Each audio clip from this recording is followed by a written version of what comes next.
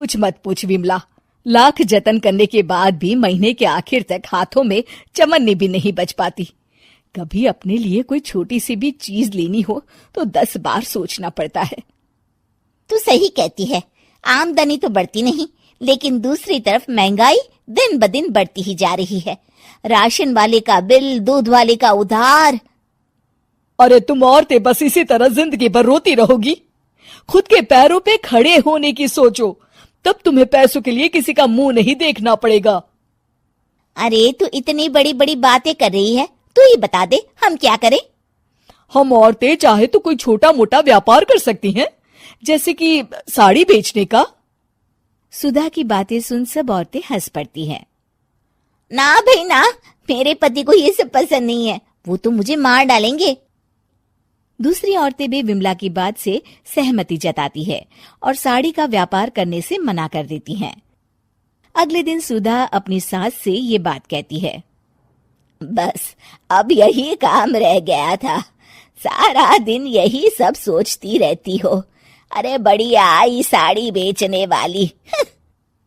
तभी वहां सुधा का पति विवेक आता है। अपनी माँ की बात काटते हुए कहता है, अरे माँ, सुधा ठीक ही तो कह रही है। अगर ये साड़ियों का व्यापार करना चाहती है तो इसमें क्या गलत है? मुझे तो सुधा की बात पसंद आई। अरे मजाक है क्या व्यापार करना? अच्छे अच्छों की खटिया खड़ी हो जाती है। मैंने दुनिया देखी है। बेटा तुम लोग ज्यादा हवा में मत उड़ो, और फिर साड़ियाँ खरीदने के लिए पैसे कहाँ से लाएगा? तुम उसकी चिंता मत करो माँ, मैं देख लूंगा। अगले दिन विवेक अपने एक दोस्त से कुछ पैसे उधार लेकर साड़ी के कारखाने से बहुत सारी साड़ियाँ खरीद लाता है। ये लो सुधा, तुम्हारा ऑनलाइन अकाउंट बन गया है। अब लोग घर बैठे तुमसे साड़ियाँ खरीद सकते हैं। ये तो बहुत अच्छी बात है। हाँ, और इतना ही नहीं, मैंने इसमें सभी नई डिजाइन की साड़ियों की फोटो भी अपलोड कर दी है। अब बस तुम देखती जाओ। कुछ दिनों के बाद, नमस्ते, मुझे सुधा जी से मिलना है। ओहो, तू कौन है और मेरी बहू से तुझे क्या काम है? माँ जी, मैं सुधा जी से साड़ियाँ खरीदने आया हूँ।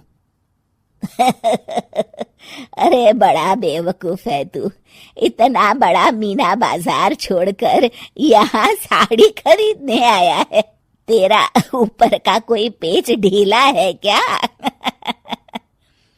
अरे माँ जी, आप नहीं जानती, आजकल ऑनलाइन का जमाना है, समय और पैसे दोनों की बचत होती है। तभी वहां सुधा आ जाती है। सुधा बिरजू को साड़ियाँ दिखाती है। क्या बात है सुधा बहन जी, आपके पास तो बहुत ही सुंदर सुंदर साड़ियाँ हैं। एक काम करिए, ये वाली दे दीजिए और ये वाली भी। छोड़िए, एक काम करिए, ये सभी ही दे दीजिए। सुधा की सास हैरान रह जाती है। अरे इतनी साड़ी का तू करेगा क्या? अरे माँ जी, मेरी बीवी पहनेगी। अरे कितनी बीवियां है तेरी? माँ जी आप भी ना, बीवी तो एक ही है।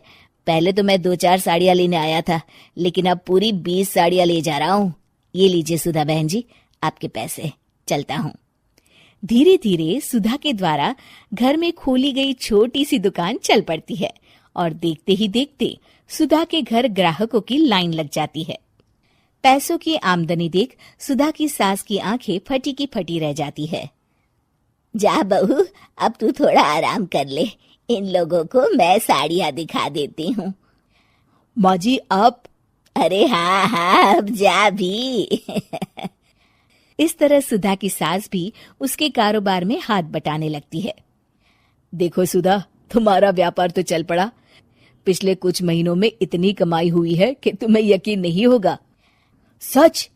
हाँ, और तुम्हें पता है माँ, दोस्त से लिया हुआ उधार भी चुकता करके अच्छे खासे पैसों की बचत भी हो गई है। सुधा की सास अपनी बहू और बेटी की कामयाबी पर बड़ा खुश होती है। बहू की तरक्की देख के मैं बहुत खुश हूँ बेटा। तूने साबित कर दिया कि अगर पति का सपोर्ट मिले तो पत्नी कुछ भी कर सकती है। जी माँ जी, आपने बिल्कुल सही कहा।